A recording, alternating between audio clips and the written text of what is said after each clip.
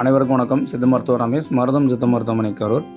இன்றைக்கி என்னென்னா, அந்த சைனசைட்டிஸ்னால் ரொம்ப நிறையா அது இளம் வயதிற்கு அதிகமாக ஏற்படுது. இதுக்கு என்ன காரணம்னா, உடம்புல சூடு, இந்த மூலச்சூடு அதிகரிப்பதனால இந்த சைனஸ் ப்ராப்ளம் வரும்.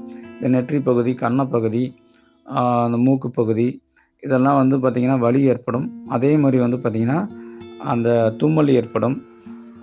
இந்த மாதிரியான ப்ராப்ளம் ஏற்படும். இது ஏன் ஏற்படுதுன்னா, நம்மளுடைய பழக்க வழக்க முறையில் நம்ம பார்த்திங்கன்னா குளிர்ந்த நீரை பயன்படுத்துவது, பனிக்காற்று, அதே மாதிரி பார்த்திங்கன்னா வெறும் தரையில் படுத்து தூங்குவது, திரவ உணவில் அதிகம் லிக்விட் டயட் அதிகமாக எடுத்துக்கிறது,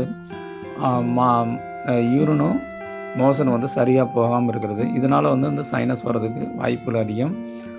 அதே போல் இந்த சைனஸுக்கு என்ன எளிய முறையை பயன்படுத்தலாம்னா, கருஞ்சீரகத்தை நம்ம பார்த்திங்கன்னா ஒரு 5 கிராம் அளவு எடுத்து லைட்டாக பொடித்து அதை ஒரு வெள்ளை துணியில் முடித்து அதை முகர்ந்து வரும் பொழுது அந்த சைனஸ் குறையும்.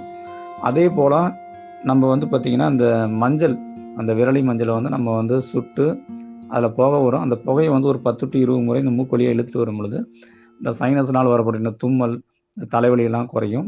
அதே மாதிரி நம்ம ஒரு 1 லிட்டரு இல்லை 2 லிட்டரு தண்ணியை நல்லா காய வச்சு அந்த அந்த இந்த தண்ணியில் கொஞ்சோண்டு நொச்சி இலை போட்டு நல்லா வேக வச்சு அந்த ஆவி வரும்போது அதை இறக்கி அதில் கொஞ்சோண்டு மஞ்சளும் உப்பும் சேர்த்து நம்ம ஆவி பிடிச்சிட்டு வந்தோம்னா கண்டிப்பாக அந்த தலைவலியெல்லாம் குறையும். இந்த மாதிரி தொடர்ந்து இந்த முறையை பயன்படுத்தும் பொழுது ஒரு நல்ல தீர்வாக அமையும்.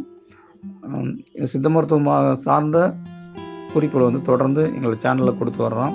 இதை சப்ஸ்கிரைப் பண்ணுங்கள், ஷேர் பண்ணுங்கள். இது மற்ற மக்களுக்கு எளிதில் சென்றடைவதற்காக, விழிப்புணர்வுக்காக அந்த விஷயம் பண்ணிகிட்ருக்குறோம். உங்களுடைய ஆதரவுக்கு மிக்க நன்றி.